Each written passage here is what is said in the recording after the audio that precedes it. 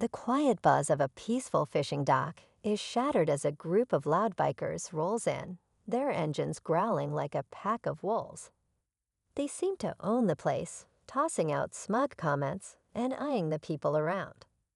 Among the small crowd is a man sitting alone by the water, dressed in a simple jacket, his fishing rod resting in the stillness. At first glance, he seems ordinary, just another guy enjoying his day. But looks can be deceiving. When one biker decides to make a scene, targeting this seemingly unassuming fisherman, things take a sharp turn. What the bikers don't realize is that they've picked the wrong asterisk guy to mess with. As tensions rise, the man's calm demeanor begins to shift, revealing something they weren't ready for. What happens next? Let's just say it's a lesson they won't forget. The bikers, confident and loud, gathered around the fisherman, their laughter echoing across the dock.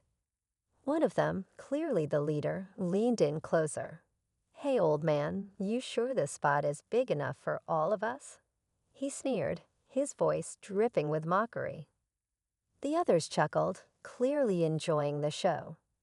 The man slowly looked up, his face calm, his eyes sharp. He didn't say much, just a polite smile and a nod. But there was something about the way he moved, how steady and unbothered he seemed, that hinted at more than met the eye. One of the younger bikers noticed the patch on the man's jacket, faint and worn. "Wait, is that military?" he asked, his tone shifting slightly.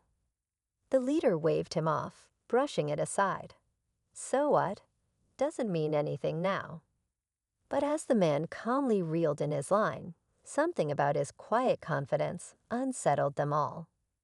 The leader, trying to keep the mood light for his crew, smirked and kicked at the tackle box near the man's feet. "Bet you don't even know how to use half of this stuff," he joked, his voice louder than it needed to be. A few of the others laughed nervously, but the tension in the air was undeniable. The man calmly set his fishing rod down, taking a moment to organize the scattered contents of his tackle box. "Fishing's a lot like patience," he said quietly, his tone steady. "And patience isn't for everyone." He glanced up, locking eyes with the leader for just a second too long. It was enough to make even the boldest of them hesitate. Meanwhile, one of the bikers, the younger one who noticed the patch, whispered to another, "What if he's, seen things?" Guys like that don't just hang around docks for no reason. The leader shot him a warning glance, silencing him. "Relax," he said, though his voice wavered slightly. Turning back to the man, he added louder, "Patience, huh? Let's see if you've got enough of it for us." As the group closed in tighter, a quiet tension hung in the air, like the calm before a storm. The man didn't flinch, didn't move, and that only made them more uneasy. The leader leaned in closer, his smirk growing as he tried to maintain control of the moment. "So what's your deal, old man? Just out here hiding from the world." His voice was loud, but there was an edge to it now, almost like he was trying to convince himself he was still in charge. The man didn't answer right away. Instead, he calmly folded his jacket and placed it beside his tackle box. Underneath, the faint outline of a tattoo peeked out from his forearm, one that made the younger biker's eyes widen. "That's Special Forces," he muttered, his voice barely audible.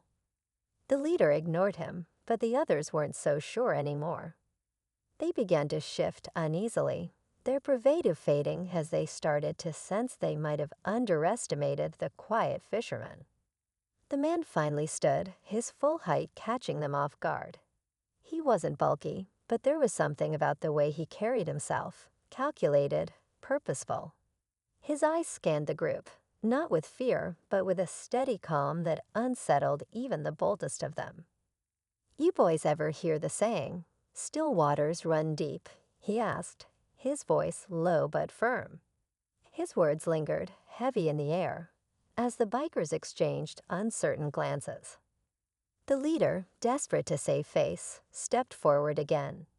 Yeah, so what? You think we're scared of some fisherman with an attitude. He barked, but his confidence was cracking.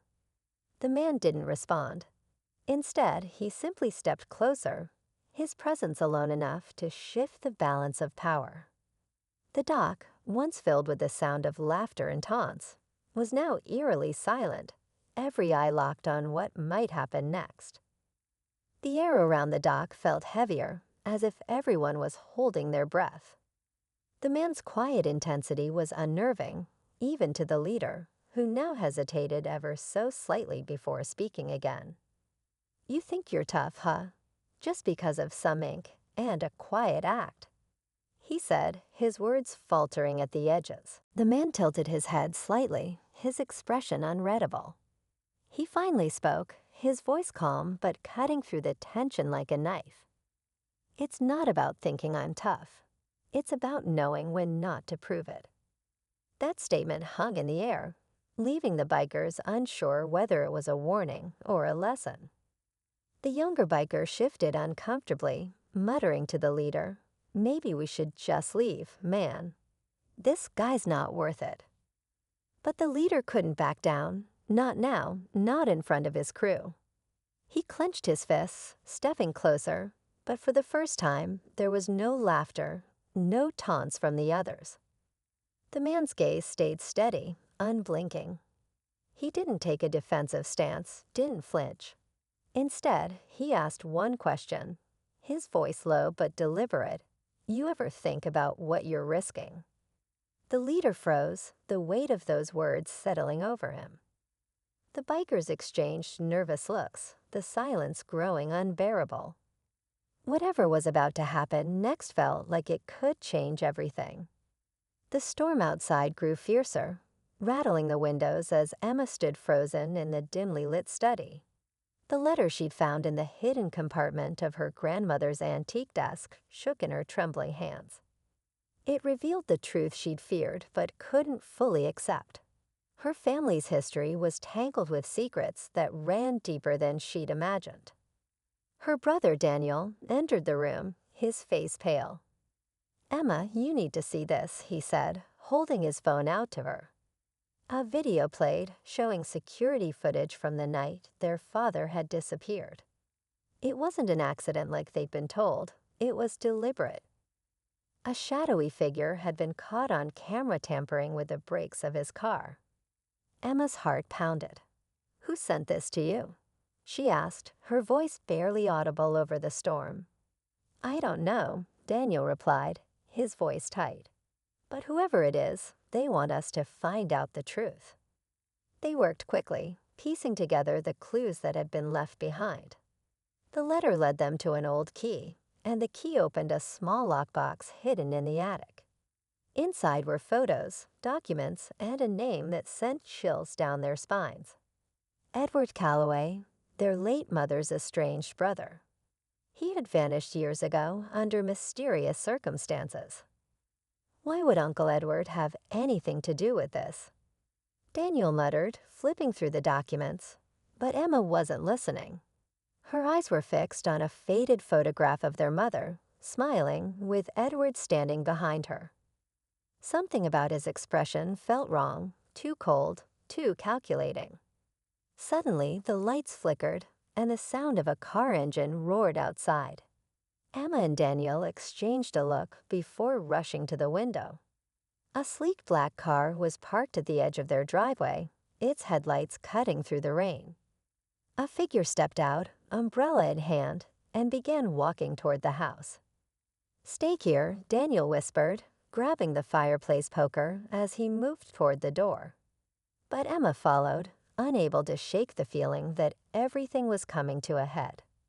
When the door swung open, the man standing there removed his hood, revealing an older, weathered face, Edward. His eyes darted between them, assessing. "You've been digging," he said, his voice calm but laced with something sinister. "I didn't expect you to get this far.